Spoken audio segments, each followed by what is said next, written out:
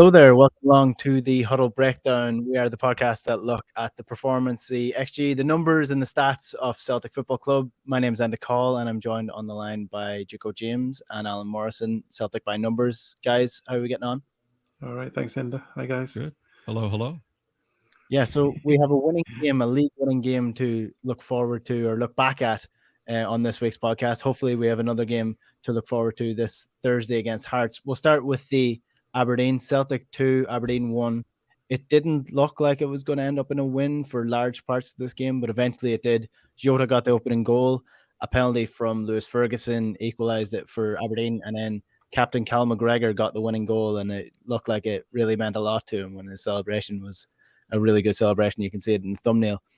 I watched this game semi-live. I was in the Aviva Stadium at the FAI Cup final for the League of Ireland, so I didn't watch it. Big time in it again. All these important trips. My full capacity. Leaving us behind, isn't he? Yeah, what's he up to here? I don't know. Listen, can I get your autograph next time I see you?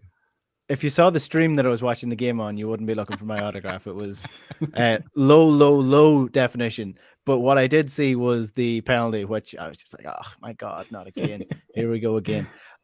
We'll start with general thoughts then, Alan. I guess with this game, Aberdeen are a really tough opponent, regardless of where the teams are at. When Celtic play Aberdeen, it's always going to be a big enough game. So, what was your general thoughts on the performance for the majority of the game?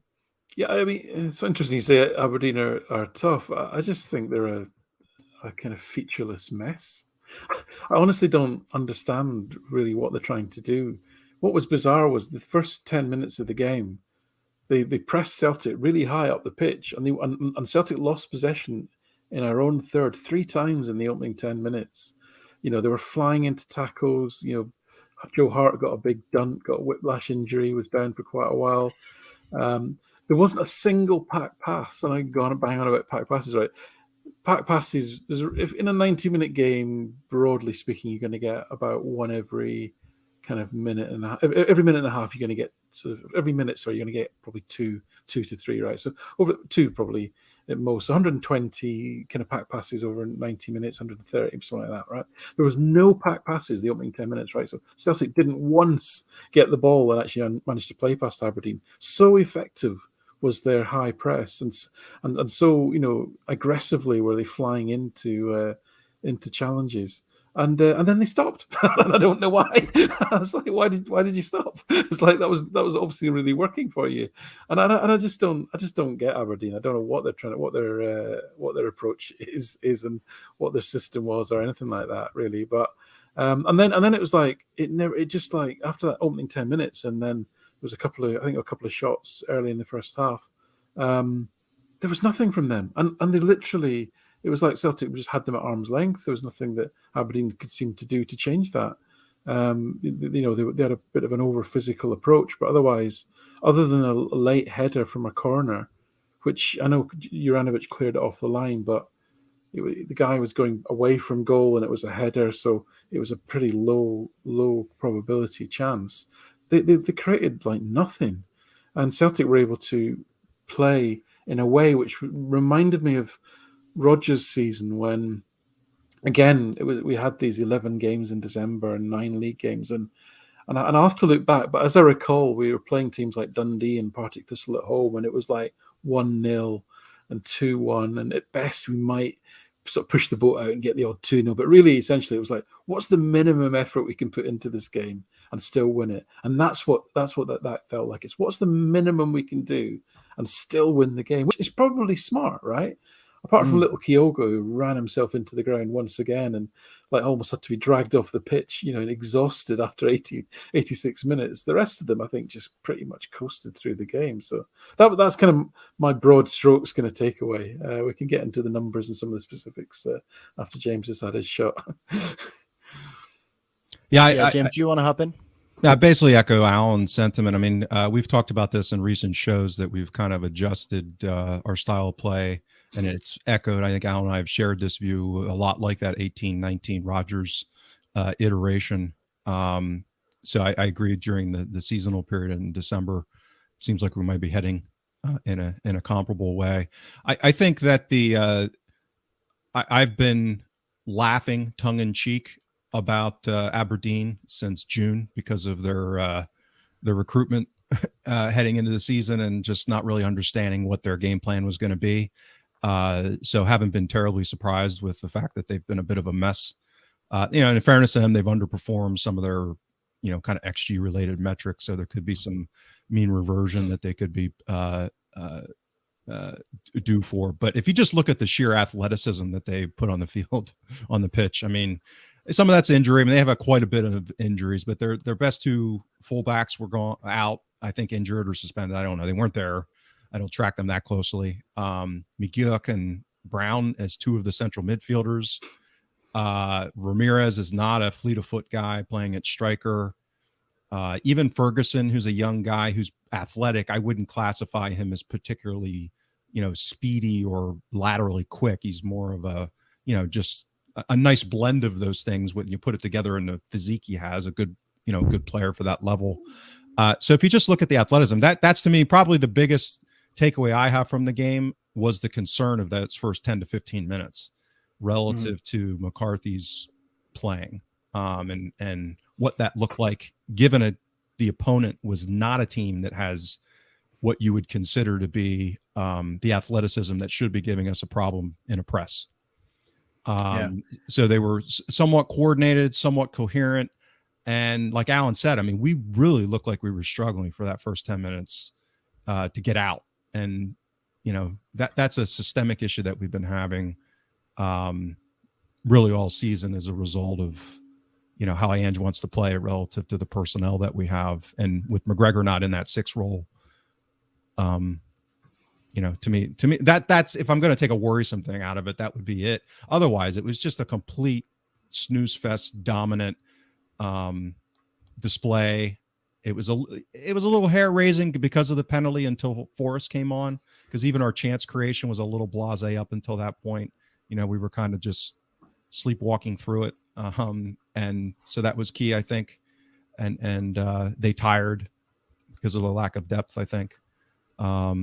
So that's it. Yeah, well, I think the first 10 minutes is interesting because that's what most sides will try against Celtic, I guess, because if you can take the lead in those 10 minutes, then Celtic are immediately up against it. But I will say that for Celtic, I wouldn't be too worried about the opening 10 minutes not being able to get out as long as they survive that, because generally Celtic will eventually take control of the game and implement their own team, and eventually they will be the dominant side like they were against Aberdeen. So, I mean, I can't see it happening against bigger teams because I don't think bigger teams will come out all guns blazing trying to kill Celtic straight away.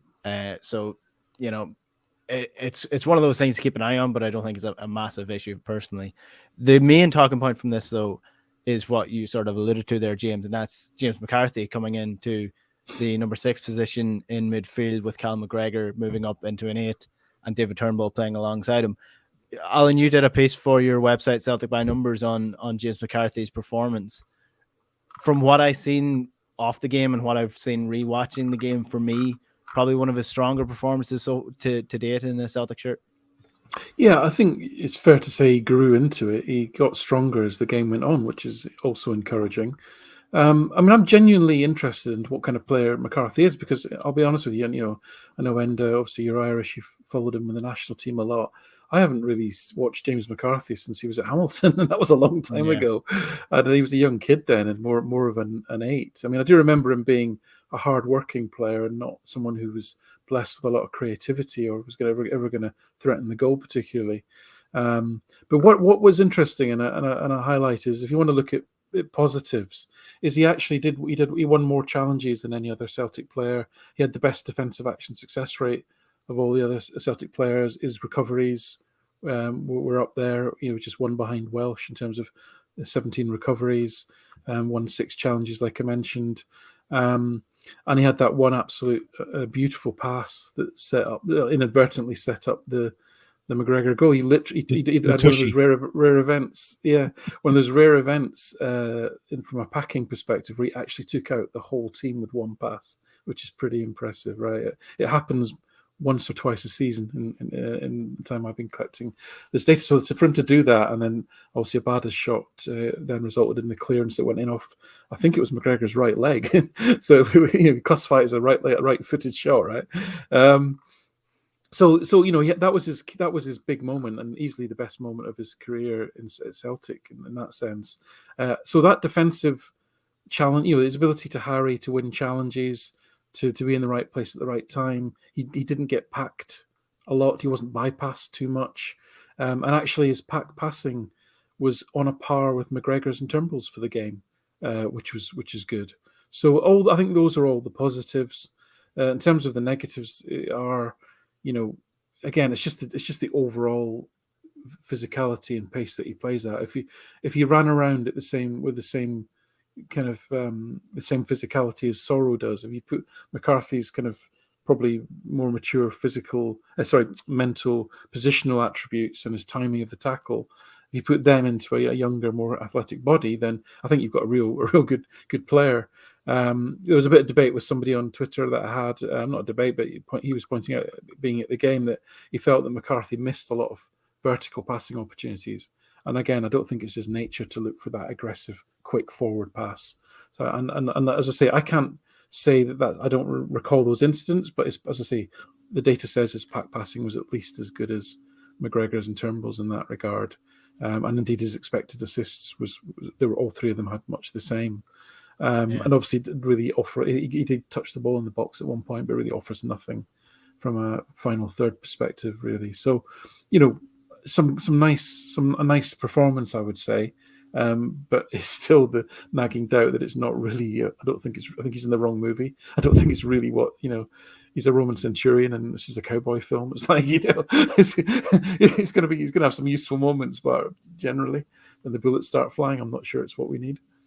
Yeah, I would call him a breaker upper more than anything. Like win the ball, play a short pass, and that's your job done for another 5-10 minutes to see when the next job comes around.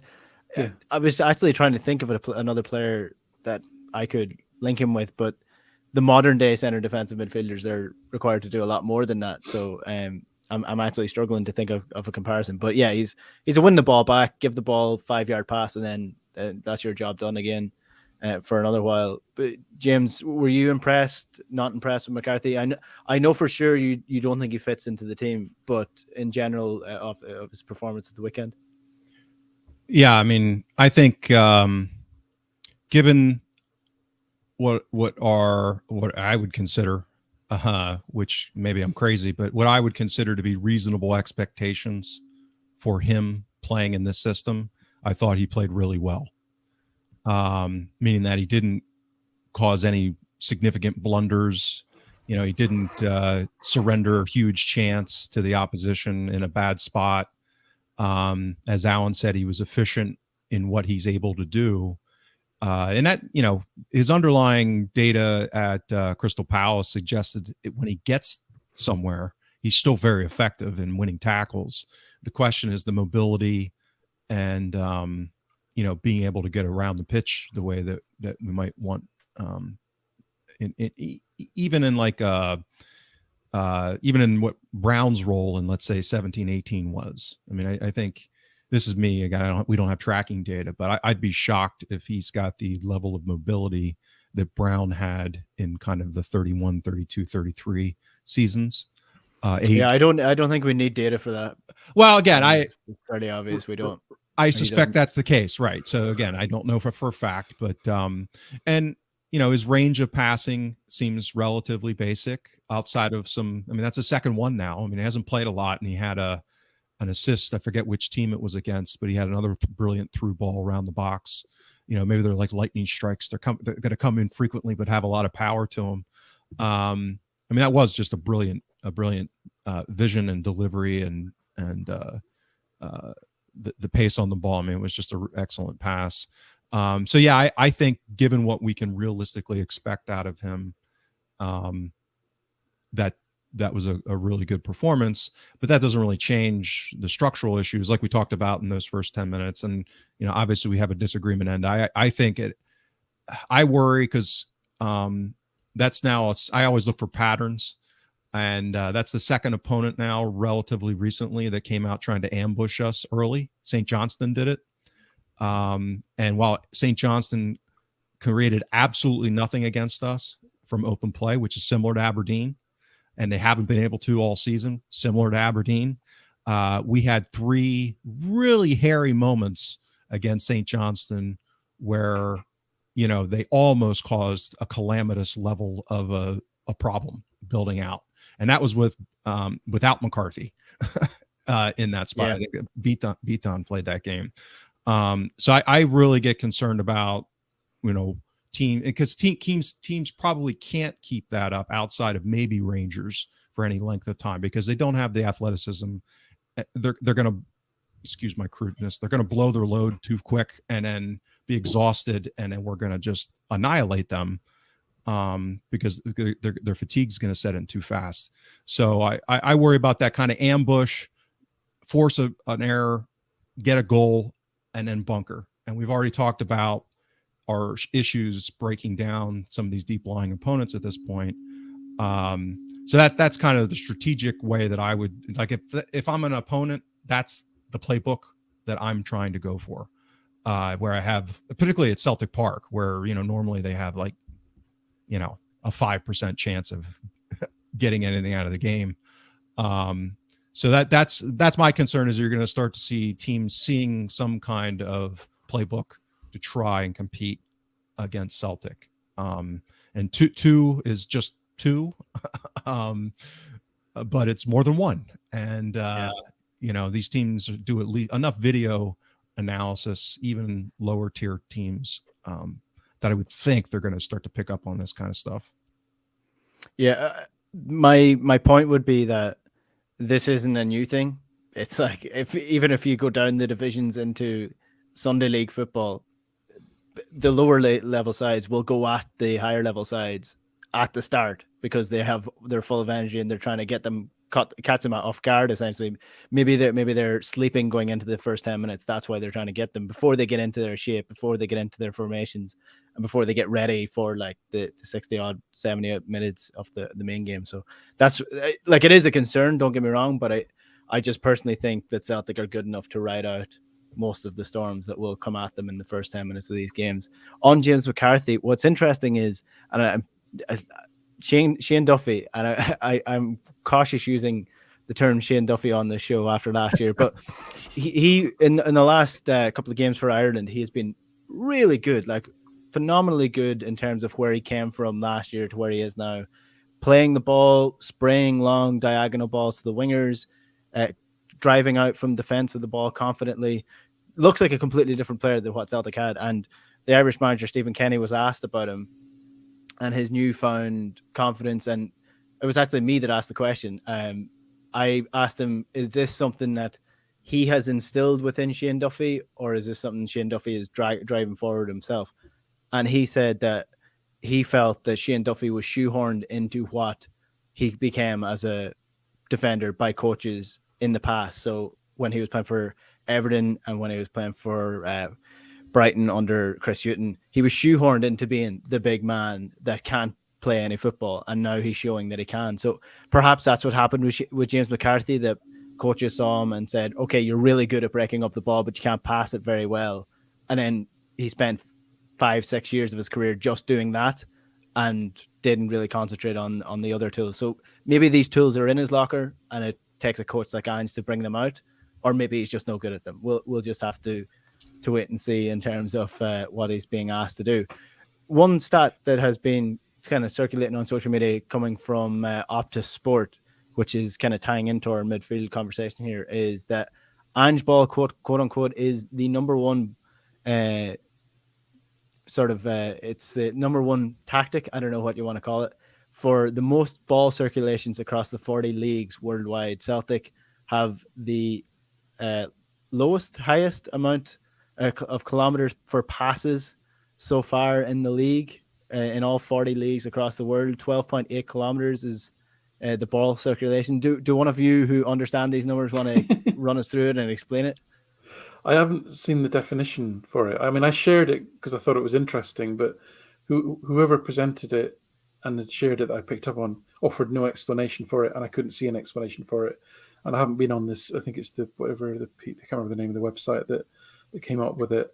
So I'm not going to pretend that I actually understand it. But what I would say is it's probably very interesting from a style. It tells you something about the style, and that we're kind of some kind of outlier in terms of the stylistic way that Celtic play, which is interesting. I'm not saying it's a good thing or a bad thing. It couldn't be both at the same time for different reasons. Just to come back to you a bit on on McCarthy, just one last point, really. I do admire your optimism. However, my understanding is that McCarthy's biggest strength, especially when he was at Everton, where he was recognised to have had a good spell, was the fact that he was recognised as being somebody who was basically everywhere. He was everywhere all at the same time around the park, and that's a physical thing, and you're not going to get that back. I just don't see it. So that ability to just literally cover the ground and plug holes and fill gaps that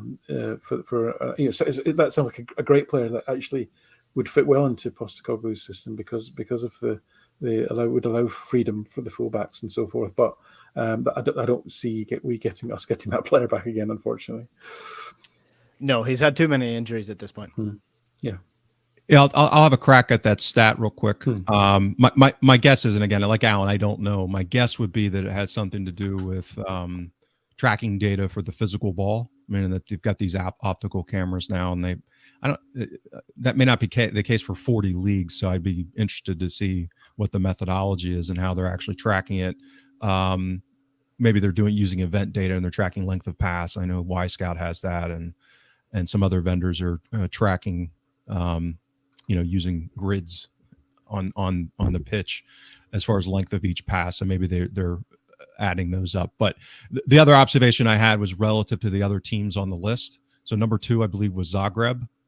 So I think a lot of that has to do with style of play, but also imposing that style of play at a league level where the opponents are largely inferior to a significant degree. So we've been playing games where we're getting 700 plus passes regularly with 75% possession. So I think that's it's that combination of looking to dominate possession, probably being a little bit more direct, meaning not as ticky-tacky as some teams that have played that style. So longer balls, taking out bigger chunks of defenses. But just having a lot of the ball doing that. So that's kind of how I would think about it. Yeah, so Dynamo Zagreb, Ajax, Bayern Munich, Man City, Sevilla, MSK, Zelina, Liverpool, Bodo Glimt, and Barcelona are the rest of the sides in the top 10 for this.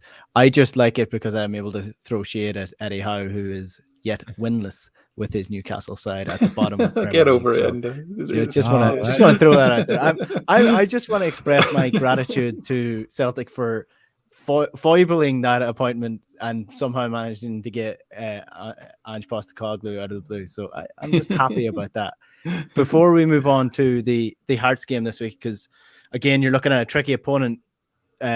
What are we thinking about this Aberdeen game as a whole, Alan? What were some of your observations from rewatching it? Yep.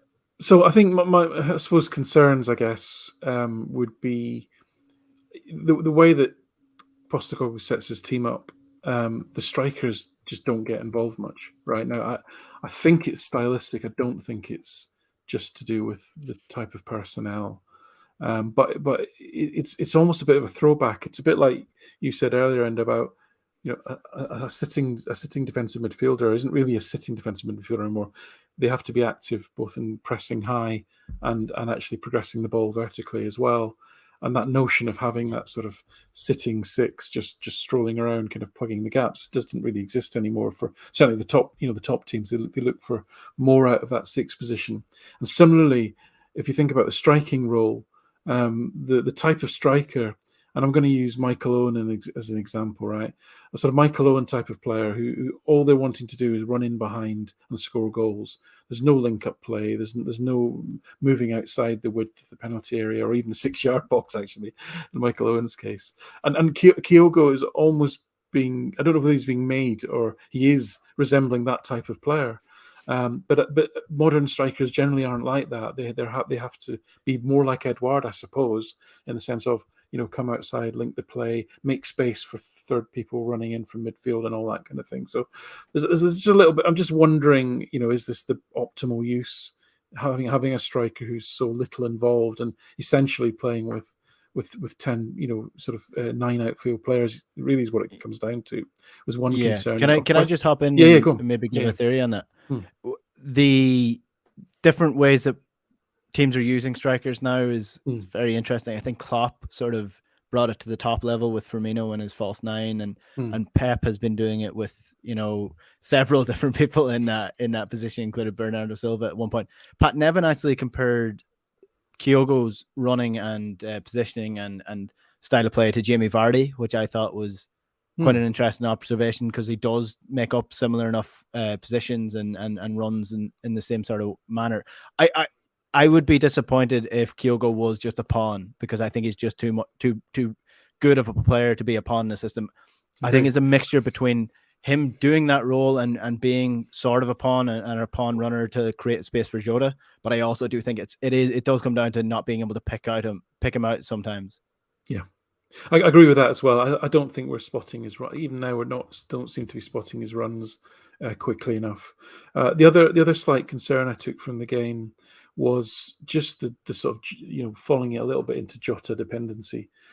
Celtic have, for the last how many seasons, God, been left side dominant, and that's a feature of Tierney and McGregor, versus versus what's been on the right hand side, where Lustig tended to tuck in. But even in the last couple of years, we don't seem to have kind of weaned ourselves off of that, and that imbalance and that left side dominance is almost becoming crippling. Because not crippling, but it's going to become easy to defend against for teams, right? I mean, Jota is so effective, and Jota's so good at getting on the ball and finding space and making himself available. When you've got Abada, who really needs to be found, you need to find him in the right area. He's not one that seems so good at making space for himself. Forrest may be a little bit more effective in that regard. Just one to look out for is that kind of Jota dependency, and will we become easy to nullify because of that? So those were just the two little nagging things that I took away from it in my head. Curious, Alan, what was Jota's impact score for the game? Yeah, so again, it was off. I'm thinking. My guess. That's why I'm asking. My guess is it was insane. Yeah. So in terms of receiving, receiving pack passes, right? Yeah, just receipts. Yeah. Yeah, he's 20. He received 23. The next highest would be 14. Right. His overall packing score 166. McGregor was my man of the match. I mean, he had slightly less than that, but Jota was again leading by that metric, and most of it to do with his ability to find space and get on the ball. Thank you. Interesting.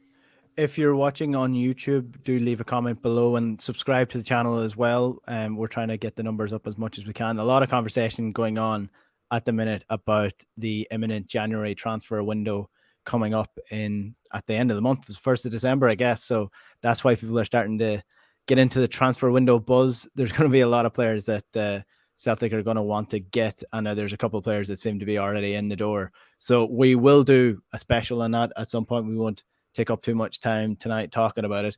We'll move on to the Hearts game on Thursday night then.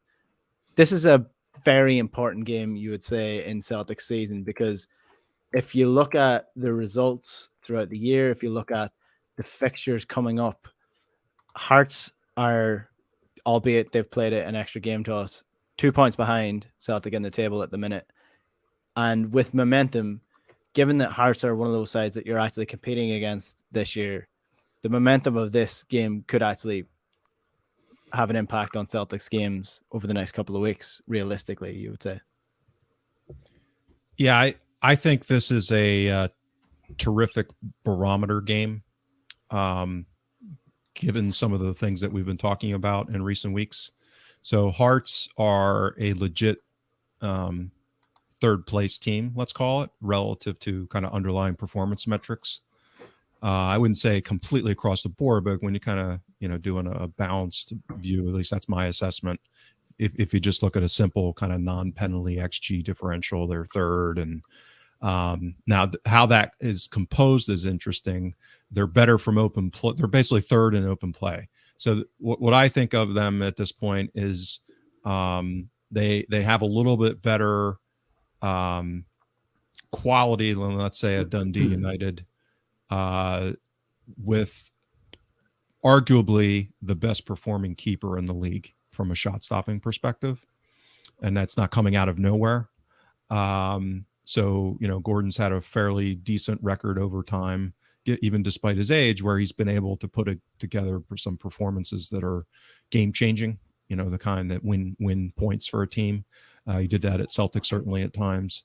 So that's where I would, that's why I talk about that formula, which is they're a reasonably okay pressing side. Their average defensive distance, which is a metric that StatBomb keeps, is higher up the pitch than, let's say, a Hibs or a Dundee United. So I take that as that they're more likely to be a more aggressive pressing side for at least a stretch of time, like we've seen in the last two games.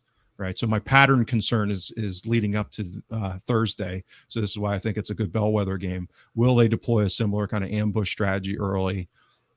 They'd probably be a little bit better than an Aberdeen as far as the athleticism, and a little bit better quality. And the issue there is if they do happen to nick a goal, you've got the formula of a good keeper, and then they go to bunker because they're at Celtic Park. If I was them, that's the formula I'd be looking at. And I think they've got enough of quality in those different aspects that they could present a more significant problem relative to a St. Johnstone or relative to what we saw from Aberdeen, given all their injury issues and, who they had available relative to athleticism. So shouldn't be, again, it should be that's why I think it's a good test. It shouldn't be one that we should fail. But it's a little bit step up as far as matchups and where maybe some of our vulnerabilities relative to the opponent's strengths. The other big thing that red flags is they've been really poor on set piece defense. They're one of the worst in the league. We're kind of due in that regard. Maybe we'll score a freaking header off a corner for first time in a little while. So maybe Ralston or Carter Vickers will get on the end of something here. Yeah, potentially. I'm just looking back at Hearts' results and particularly their lineups. They play a 3-4-3, which is quite interesting. Alan, how do you think that's going to affect the game and affect how Celtic approach it? One thing that we should note is that Liam Boyce is going to be fit for this game as well. He scored 6 goals in 12 games that he's played for Hearts so far, so obviously a threat. So what's your thoughts? Yeah, they're a little bit like Celtic in that I would say Celtic, Motherwell, Hearts, and probably the Rangers as well, although new manager, slightly different shape, are all in that group of teams that kind of play the same way every game. Whereas there's some teams that really mix it up and they've changed their approach depending on the opponent. But Hearts are one of those that, although they sometimes play a number 10 and push a player further forward, but generally it's that 3-4-3 shape that they've settled into. And their league form, like you say, they've actually their form did coincide. You mentioned Liam Boyce, 6 goals off of 6.13 xG. His absence and that of Halliday's, I'm only messing with you, coincided with their poor form. Andy Halliday will be exchanging Christmas cards with his buddy Bobby Madden before the game, I should imagine. But so you might be making an appearance on a podcast beforehand or something. So yeah.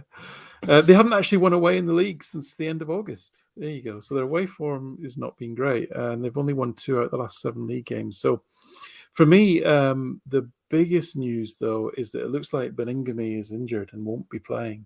Now I think that's a massive blow for them. He is excellent in terms of that effectively that McCarthy role that we just talked about. He does that really well and probably a little bit more athletically. In terms of, again, I've used StatsBomb data for this, but his pressure regains, his number of tackles, even the number of fouls he wins because he gets in there, are all within the sort of 80% and plus quartile in the league. And he's also got 86% passing, which is really high for Hearts. whose team average is 75%. So essentially, they're losing Beningame and all of the aggression and ball winning capability and ground covering capability that he has, and they're going to replace him with either. Well, actually, they're probably going to have to play Haring and Halliday, so happy days, I think. And I might live to regret that when Haring bangs a one in from a corner. But I'd take that, right? If you look at, I'm going to start to do something throughout the season, and I nicked it from somebody on Twitter, as I always do. This sort of good lucky chart, which plots your XG versus your actual, and whereas Celtic are right in that good unlucky quadrant, as in we're so underperforming our XG. The number of goals we're scoring just so under, and it wasn't those 6-0 blowouts, by the way, because those 6-0 blowouts had nearly 6 XG in both of them, right? So it's across the season we're not scoring as many goals as we should be, given the quality of the chances that we're creating. Whereas Hearts are kind of quite nicely in that. That sort of good and lucky quadrant with who positive variance FC, and so I think it might be the Liam Boyce factor, a good finisher, really good finisher. Gary Mackay-Stevens had a good season. What I'm going to be fascinated to see is if they're brave enough to play Barry Mackay, Stephen, and Boyce as a front three. I think that would be really interesting. It'd be high risk, but both Mackay and Mackay-Stephen are decent pressing as well, and Mackay's having a very good creative season, and Mackay-Stephen's actually having a really good goal scoring season. So that's one to look out for. It's interesting what he said about Gordon, because they're actually, although they're I actually looked at the StatsBomb data, and him, Hart and Gordon were pretty evenly matched on shot stopping. So maybe Hart's doing okay in that regard as well. Other thing to say is, traditionally Hearts have been a bit of a long ball team when we've played them, but they're now kind of 4th for completed passing, and they're actually 9th for attempted long balls. But what is interesting is that their back three, which is likely to be Halkett, Suter, and Kingsley, are all pretty capable of pinging the ball accurately from distance. So that's another one to look out for as well. So yeah, it's going to be a very interesting game, I think, especially if they play Mackay and Mackay-Stephen. I think that will make them a little bit open, but it will make it quite a good game. Yeah. Another thing to keep an eye out for is that 3 of the last 4 Hearts games have ended with a red card in the game. So not to preface anything. 2 of them have been Hearts red cards. Bite your tongue. So, well, this another thing I'll just chuck in is when we played Hearts. This was the Postecoglou's first ever league game, right? So this is the Andy Halliday challenge on Cal McGregor as well. Oh, absolutely. Well, the Yorkshire Whistler looked at that, said he should have had a yellow. I don't think he even got a yellow for it, but he should have had a yellow, not a red. But anyway, you're right. The Celtic goal that was disallowed, when I think it was 1-0 to Celtic at the time, or was it 1-1? It would have put Celtic 2-1 up with a half an hour to go. Massive impact on the season, actually, in terms of the expected points Celtic should have got from that incident. And if you look at the XG for that initial game, it was something like I had it as 1.9 to 1. That would have pushed it up into 2.4 to 1. That would have been and 2-1 would have been the least that Celtic deserved out of that game. And that's with a team that was Bain, Ralston, Bitton, Starfelt, Taylor, Sorrow, McGregor, Turnbull, Abada, Edouard, Forrest. I would suggest we've got a lot more coherent setup. They've benefited very much from having quite a nicely settled team all season, I will say as well. That injury to Boyce was one of the few times that their key players have been disrupted. So this Beningame missing is a huge blow for them. Don't underestimate that. I know you don't like doing predictions for the game, so I want actually to predict the winner of this game. What I will ask is James Forrest going to start this game? Should James Forrest start this game? I think so. I hope so. No idea.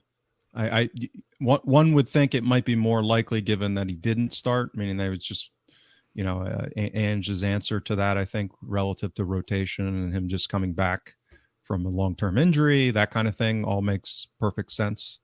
So hopefully he's rested and makes it back. Real quick on the keeper thing, and this introduces another concept I talk about, which we've just gotten access to StatsBomb Nerds, this new metric called OBV, which tries to measure value. But Gordon and Hart are pretty much comparable as far as shot stopping. The main delta there, the big difference is that Gordon has to face a lot more. So he's on a rate basis, they're basically comparable, but like a post shot XG, like how much he has to stop because he faces like double the shots. He's basically double Hart. So, this goes back to the issue where Celtic keepers just don't face a lot of shots, whereas you get below Celtic and Rangers, and in the league, other teams face, literally close to double on a pretty routine basis. So yeah, Hart's been terrific from a shot stopping perspective in the league. It's just he doesn't have to do it as much.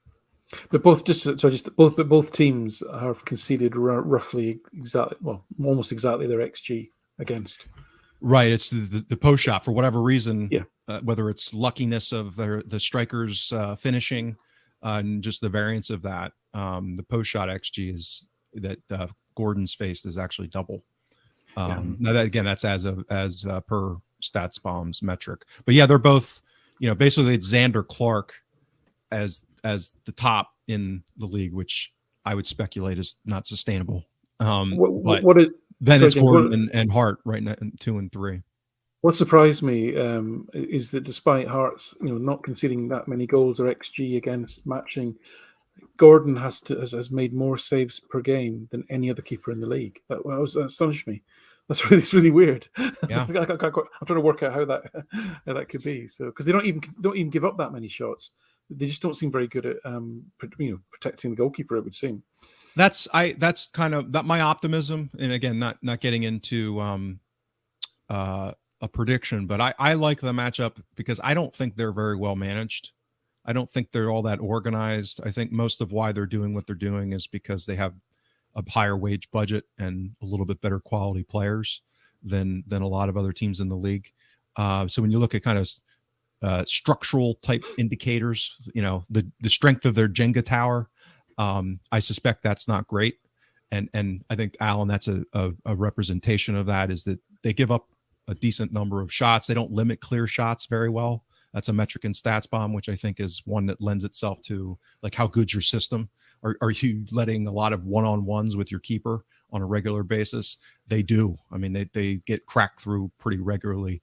And again, that's where that value comes in, because they're not that organized and they're not that good in that sense. Gordon, kind of from a leverage perspective, he's offering so much value to them because he's having to face that kind of stuff more so than, let's say somebody at Rangers or obviously Hart with Celtic. So I lied. I will push you for a prediction on this game.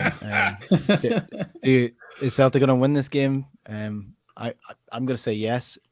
I guess if you want to give me the manner of the performance more than the results of the game. Yeah, I think it'll be a good matchup for Celtic. I think because of the with Beningame not being there, they're going to be overrun, but in midfield again, because they just don't have the athleticism or the guile in midfield. So I think clearly set pieces are going to be a huge issue. They've got 3 towering centre halves. They're going to be playing. Boyce, as we know, is a clever player as well. So that's going to be the key risk. But yeah, I'd be hopeful of a couple of goal 2-0 win, let's say. Hopefully. Yeah. Yeah, I think I think there's a decent chance we'll concede just because of, like Alan said, I mean, they do have some weapons in the air. I'm worried about their pace on the wings relative to the space that we surrender out there because of the inverted fullbacks. And we've talked about that before and some of the issues that we have defending crosses. And because, if Boyce is playing, he's a decent guy in the box to finish. So yeah, I think 2-1 is kind of what I'm thinking. I think we should get some pretty good attacking options. If anything, I'd say the skew of risk here is that we score 3 or 4 because they do have those issues in midfield. And as Alan said, we're due to have a game where we have some hot shooting. Maybe we're due for a Turnbull from 25 yards kind of game. So. Yeah, I'm gonna go with 3-1. I think Celtic will be too much for them, but I do think, like you, I think Celtic will concede in the game. That's where we'll leave you off for this week's Huddle Breakdown. We are on the Celtic State of Mind special, the charity weekender that's going on. You can tune in across the weekend to loads of different Celtic shows. We're going to be on Sunday at 3:00, which is after the Dundee United game. So it'll pretty much be straight after the game, and we'll be talking about that game, and we'll do something extra as well for that weekender. So do tune in to A Celtic State of Mind on their YouTube or on their Twitter, wherever you can find them all across the weekend. There's going to be loads of good stuff as well. You know, it took all of my strength not to make a Giovanni Van Bronckhorst is small joke throughout this show, given that is the running theme on Twitter over the last couple of days. But, you know, keep them coming because it's clearly getting to the other side of Glasgow. If you want to watch the Huddle Breakdown back, you can get it on this YouTube channel. You can subscribe below, or you can listen back to us as well on Spotify or on iTunes, wherever you get your podcasts. Be sure to give us a rating as well, so that helps it boost up and lets more people see it as well. So we'll chat to you on Sunday in the aftermath of the Dundee United game. But until then, take it easy. Good luck.